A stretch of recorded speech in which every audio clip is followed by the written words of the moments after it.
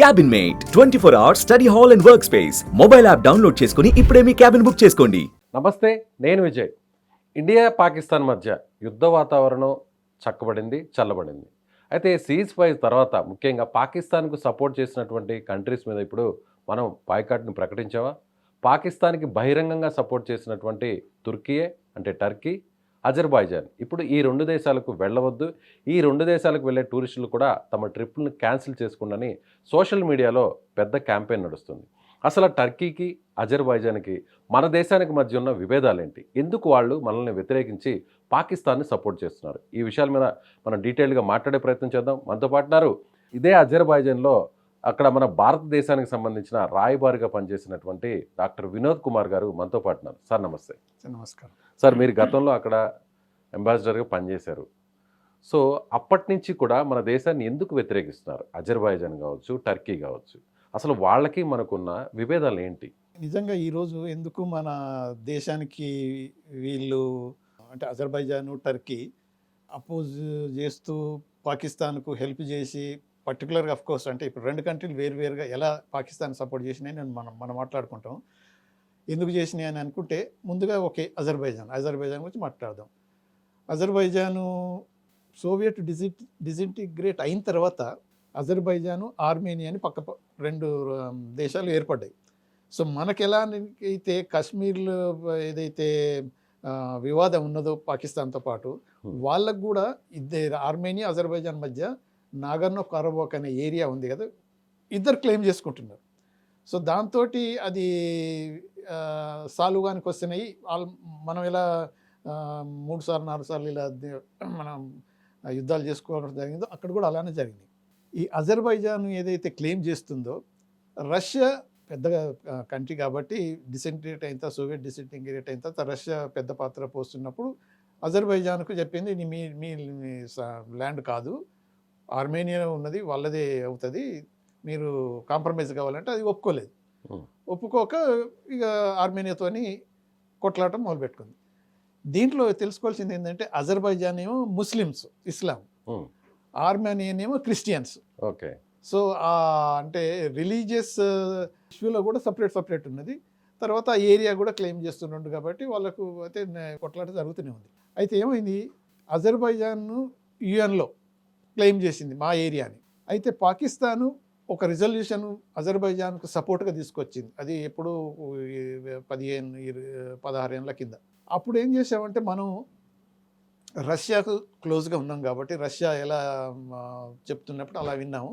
So voting జరిగినప్పుడు రష్యాతో పాటు మనం ఆ రిజల్యూషన్ ఇన్ ఫేవర్ ఆఫ్ అజర్బైజాన్కు వీళ్ళు పాకిస్తాన్ కూడా సపోర్ట్ చేసి తీసుకు. ఎలాగో పాకిస్తాన్ మనకు శత్రు దేశం కాబట్టి పాకిస్తాన్ ఎట్లాగో అజర్బైజాన్ సపోర్ట్ చేస్తుంది కాబట్టి మనం కూడా రష్యా అటువైపు వెళ్ళింది కాబట్టి ఆర్మేనియాకు సపోర్ట్ చేస్తాం. ఆర్మేనియాకు దాంట్లో ఓటేసాం. అప్పటి నుంచి వాళ్ళు నేచురల్గా చాలా వరకు యాంటీ ఇండియాగా తయారైపోయారు. బట్ నేను 15లో రిటైర్ అయ్యాను కదా, ఆ 3 years టర్మ్లో ఆల్మోస్ట్ మనకు నార్మల్సీ వచ్చేటట్టు అక్కడ వాళ్ళ ఫారెన్ మినిస్టర్ మన ఇండియా తీసుకొచ్చాం, మన జాయింట్ కమిషన్ మీటింగ్లు పెట్టాం.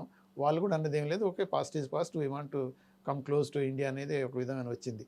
కానీ ఇది ఏమవుతుంది అని అంటే ఇస్లామిక్ యాంగిల్ అయిపోయింది. ఓఐసీలో మెంబర్స్ అంటే organisation of Islamic cooperation countries ఏతున్నాయో దాంట్లో ఈ మెంబర్షిప్ ఉండబట్టి అదేమవుతుందని అంటే ఒకటేమో యూఎన్లో సపోర్ట్ చేస్తున్నది, మళ్ళీ ఇంకా సపోర్ట్ చేస్తున్నది కంటిన్యూగా. వాళ్ళు ఏం చేస్తున్నట్టే రెసిప్రోకల్గా కాశ్మీర్కు మీకు సపోర్ట్ చేస్తామనే పద్ధతిలో వచ్చారు. కానీ ఎప్పుడు పబ్లిక్గా రాలేదు అజర్బైజాన్. టర్కీ మాత్రం ఆల్వేస్ వస్తున్నది. ఎందుకని సార్, టర్కీకి మనం భూకంపం వచ్చినప్పుడు కూడా ఆపరేషన్ దోస్త్ అనే పేరుతో 100 కోట్ల విలువైన ఎక్విప్మెంట్ పంపించాం, టీమ్స్ పంపించాం, కానీ టర్కీ మాత్రం బహిరంగంగా వచ్చి మనల్ని వ్యతిరేకించి పాకిస్తాన్ సపోర్ట్ చేస్తుంది. నేరుగా డ్రోన్స్, మొన్న వాళ్ళు మన మీద పంపించినటువంటి అన్ని డ్రోన్స్ కూడా నేరుగా తుర్కీకి సంబంధించినవని మన మిలిటరీ ఫోర్సెస్ కూడా చెప్పారు. అవును, ఇప్పుడు అదే మీరు అన్నది చాలా వరకు ఏమవుతుందని అంటే ఈ టర్కీది ఒక విషయం ఏమైంది, ఇక్కడ ఏదైతే అగైన్ మనం ఆలోచించినట్టయితే అది ఇస్లామిక్ యాంగిల్. టర్కీ ఒకప్పుడు ఒటమాన్ ఎంపైర్ అనేది మనం చాలా వరకు మన హిస్టరీలో చూస్తున్నప్పుడు చాలా డామినెంట్ పవర్గా ఉండేది టర్కీ, అది కేంద్రంగా. సో అప్పటి నుంచి ఆ టర్కీకి ఒక హ్యాంగ్ ఓవర్ లెక్క మళ్ళీ ఈ ఇస్లాంని కనుక రివైవ్ చేస్తే మేమే దాన్ని ఛాంపియన్ చేస్తాము, మేమే దాన్ని హెడ్ చేస్తాము అన్నట్టు ఒక విధమైన వాళ్ళ ఏమంటారు అపోహ లేకపోతే కలలుగన్న పద్ధతులు వాళ్ళు ఇంకా పోతున్నారు. అంటే ఈ ఇస్లామిక్ కంట్రీస్ అన్నిటినీ లీడ్ చేసే క్యాపబిలిటీ నా ఒక్కడి దగ్గరే ఉంది అనేది ఇప్పుడు టర్కీ ఇలాంటి ప్రయత్నాలు చేస్తుంది. కరెక్ట్. అలానే అందుకోసమే పాకిస్తాన్కి సపోర్ట్ చేస్తుంది. అవును. మనం ఎంత సహకారం అందించినా కూడా. అదే ఇప్పుడు మళ్ళీ అంతే ఓఐసీలో కూర్చున్నప్పుడు, అంటే ఆర్గనైజేషన్ ఇస్లామిక్ కోఆపరేషన్, అది మీటింగ్ జరుగుతుంటాయి కాబట్టి ఎప్పుడు ఓఐసీలో కూర్చున్నప్పుడు కూడా పాకిస్తాన్ విషయంలో టర్కీ కశ్మీర్ పాయింట్ రైజ్ చేయడం జరుగుతుంది. అలానే కాకుండా యూఎన్లో కూడా టర్కీ రైజ్ చేస్తుంది. కానీ ఇప్పుడు ఇస్లామిక్ కంట్రీస్ అంటే చాలా ఉన్నాయి. ఇరాక్ ఉంది, ఇరాన్ ఉన్నాయి, ఇలాంటి సౌదీ అరేబియా, యుఏఈ ఇవన్నీ ఉన్నాయి. కానీ టర్కీ ఒక చిన్న దేశం. ఈ చిన్న దేశం చెప్పిన మాటను మిగతా దేశాలు వింటాయా, అసలు పట్టించుకుంటాయా? అంటే పట్టించుకోకపోయినా కానీ ఇప్పుడు పాకిస్తాన్ మెయిన్ ఏమేంటి, కశ్మీర్ ఇష్యూని ఇంటర్నేషనలైజ్ చేయాలి. ఎక్కడ ఎంత ఛాన్స్ ఉన్నా కానీ ఇంటర్నేషనల్ చేయాలి. మనం ఏమంటున్నాం అంటే ఇది ఇంటర్నేషనల్ ఇష్యూ కాదు, ఇది బైలేటరల్ ఇష్యూ. ఇది మన సిమిలా అగ్రిమెంట్లు కూడా అదే మనం క్లియర్గా మెన్షన్ చేసుకున్నాం. మనం బైలేటరల్గా మనం డిస్కస్ చేస్తే మనం సాల్వ్ చేసుకోవాల్సిందే. మీరు టెర్రరిజం ఆపేయండి, మేము మిమ్మల్ని రిటాలియేటరీ యాక్షన్ ఏం తీసుకోకుండా ఉంటామని అప్పటి నుంచి అంటున్నాం. కానీ ఇప్పుడు ఒకసారి 71 వార్లో బంగ్లాదేశ్ ఏర్పడ్డ తర్వాత పాకిస్తాన్కు ఇంకా హ్యూమిలియేషన్ అయిపోయిన తర్వాత ఏమైందనంటే ఎలాగన్నా చేసి ఈ ఇండియాను వీక్ చేయాలనేది వాళ్ళ ప్లాను. దీంట్లో మనం ఈ ఒక టర్కీ ఇప్పుడు అజర్బైజాన్ వదిలిపెట్టి మేజర్ కల్ప్రిట్ ఎవరంటే చైనా. చైనా కనుక లేకపోతే, సపోర్ట్ లేకపోతే పాకిస్తాన్ తోక కూడా ఇటు ఊపలేదు. సో ఇప్పుడు చైనా యాంగిల్ ఏంటంటే, మేజర్ యాంగిల్ ఏంటంటే ఇండియా మన ఒక ఎకనామిక్ పవర్గా 3rd లార్జెస్ట్ ఎకానమీగా మనం కాబోతున్నాం కాబట్టి, తర్వాత మిలిటరీలో కూడా, తర్వాత టెక్నాలజీలో కూడా మనం అడ్వాన్స్ అవుతున్నాం కాబట్టి చైనా ఊహించుకోవటం ఏంటి, అది ఒకరోజు చైనాను కూడా బీట్ చేస్తామేమో. అంటే చైనా తను అనుకునేది అంటే అమెరికాను బీట్ చేసి నెంబర్ 1 కావాలని చైనా ప్లాన్. చైనా అనుకుంటుంది. సో దానికి అటువంటి ఏం సాధించాలని అంటే అమెరికా ఒక్కటే అయి ఉంటే సరిపోతుంది, లేకపోతే అమెరికా ఇండియా కనుక కలిసిపోతే మనం సాధ్యపడదు చైనాకి అది అని ఇండియాను రీజనల్గా, తర్వాత ఇంటర్నల్గా ప్రాబ్లమ్స్ క్రియేట్ చేసి దీంట్లోనే పిన్ డౌన్ చేయాలని చైనా మ్యాక్సిమం ట్రై చేస్తున్నది. దాంట్లో భాగంగా డైరెక్ట్గా గల్వాన్ అవన్నీ మనం చూసాం. అలా కాకుండా ఇండైరెక్ట్గా పాకిస్తాన్ ప్రొవోక్ చేసి ఆర్మమెంట్ ఇచ్చేసి అలా ప్రాక్సీ అన్న ఇండైరెక్ట్ వార్ చేసినట్టు నడిపిస్తుంది.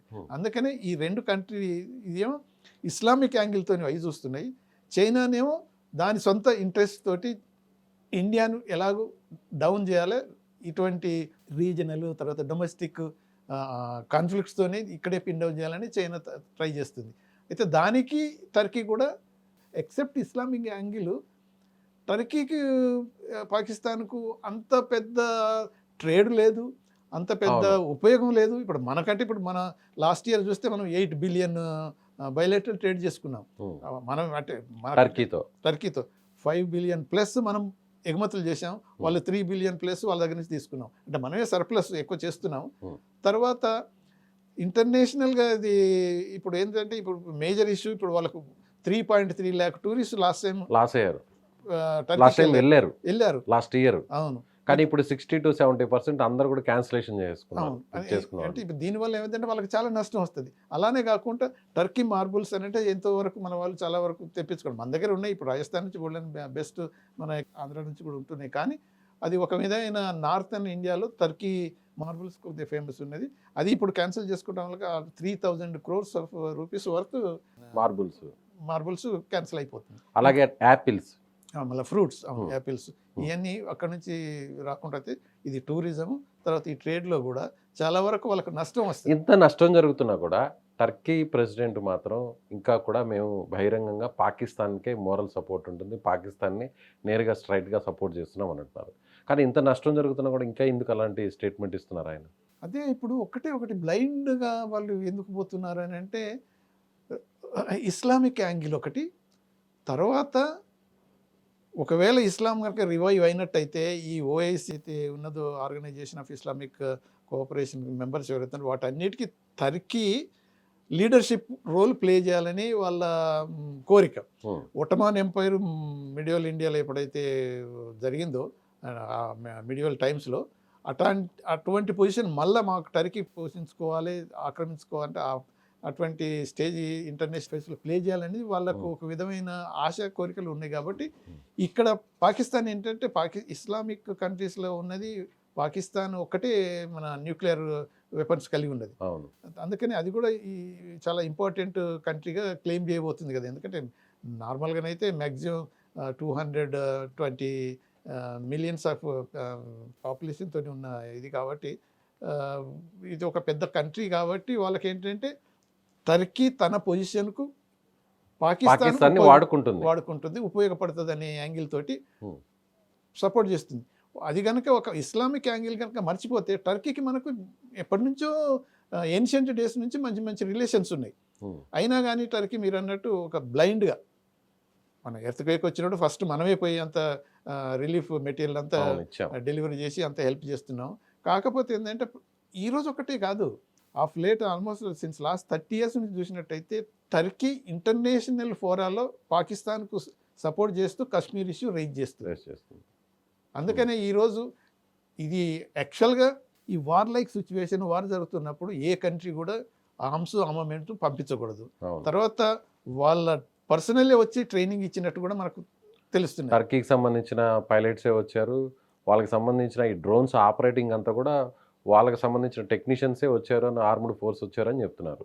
అవును, అదే కాకుండా వాళ్ళకు నేవల్ షిప్ కూడా వచ్చి మన కరాచీలో కూడా డాకింగ్ చేసుకున్నట్టు కూడా అవన్నీ మనం చూస్తున్నాం. కాబట్టి ఇటువంటి అన్ని చూస్తే ఏమిటంటే ఇప్పుడు అదే మళ్ళీ ఏమిటంటే ఎర్దోగాన్ ఏదో స్టేట్మెంట్ ఇచ్చేస్తే మాకు ఇండియా చాలా friendly country, we love India, మాకేం ఏది భేదాలు లేవు, వీఆర్ నాట్ అగెనెస్ట్ ఇండియా అని ఏదేదో చేస్తుంటే, ఎందుకంటే ఇప్పుడు టూరిజం వాళ్ళకు 6 to 7% ఆఫ్ జీడిపిలో టూరిజం వచ్చేస్తుంది వాళ్ళకు. సో ఇప్పుడు మీరు అన్నట్టు మన 3.3 lakh లాస్ట్ టైం అంటే ఈసారి 4 lakh విజిటర్స్ అనుకుంటున్నారు. ఇప్పుడు 60% కాదు ఇంకా ఎక్కువ పర్సెంట్ కూడా మొత్తం క్యాన్సిల్ చేసుకునే పరిస్థితి వస్తుంది. కాబట్టి ఆల్రెడీ పబ్లిక్లో కూడా ఒక రెవల్యూషన్ వచ్చేసింది, బాయ్కాట్ టర్కీ అండ్ అజర్బైజాన్ అని. నేచురల్గా అంతే కదా. ఇప్పుడు ఒక అన్ఫ్రెండ్లీ కంట్రీకి పోవటం ఎందుకు, వాళ్ళు మనకు ఎగనెస్ట్గా వాళ్ళు పనిచేస్తున్నప్పుడు మనం ఆ కంట్రీస్ను విజిట్ చేయడానికి పోయి వాళ్ళ ఎకానమీని మనం ఎందుకు బలపరచాలి?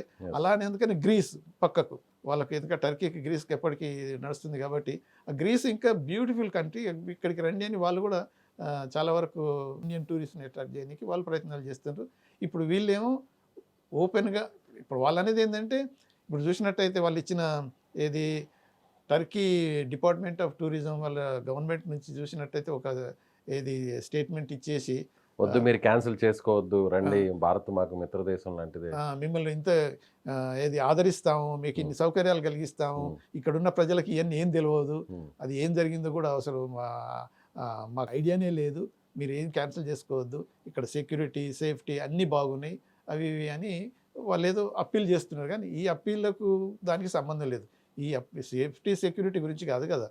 మనం ఇప్పుడు ప్రజలు ఏంటంటే మన పర్టికులర్గా ఇండియన్ సిటిజన్స్ అంతా రియలైజ్ అయింది ఏంటంటే మేము మీకు ఇంత క్లిష్ట పరిస్థితుల్లో, కష్ట పరిస్థితుల్లో కూడా మేము వచ్చి ఎర్త్క్వేక్లలో వచ్చి మెటీరియల్ ఫైనాన్స్ ఇవన్నీ హెల్ప్ చేసినా కూడా మళ్ళీ పాకిస్తాన్కు ఆర్మ్స్ ఇచ్చి, ఆర్మమెంట్ ఇచ్చి, ట్రైనింగ్ ఇచ్చి యుద్ధం జరిగే అంటే అగ్రెషన్ టైంలో కూడా డైరెక్ట్గా ఇక్కడ ప్రజల్ని చంపడానికి టర్కీయే పాకిస్తాన్కి సపోర్ట్ చేస్తుంది అనేటువంటి ఒక ఫీలింగ్ అయితే మాత్రం అందరిలో వచ్చేస్తుంది. అందుకని మీరు బైకాట్ టర్కీ అనేది అయితే మొదలు పెట్టేసింది. కాబట్టి ఎకనామికల్గా వాళ్ళకు ఎందుకు మనం మేలు చేయాలో వాళ్ళకు రియలైజ్ కావాలని అంటే మనం దెబ్బ కొట్టని అవసరం లేదు, మనం పోకుండా సరిపోతుంది.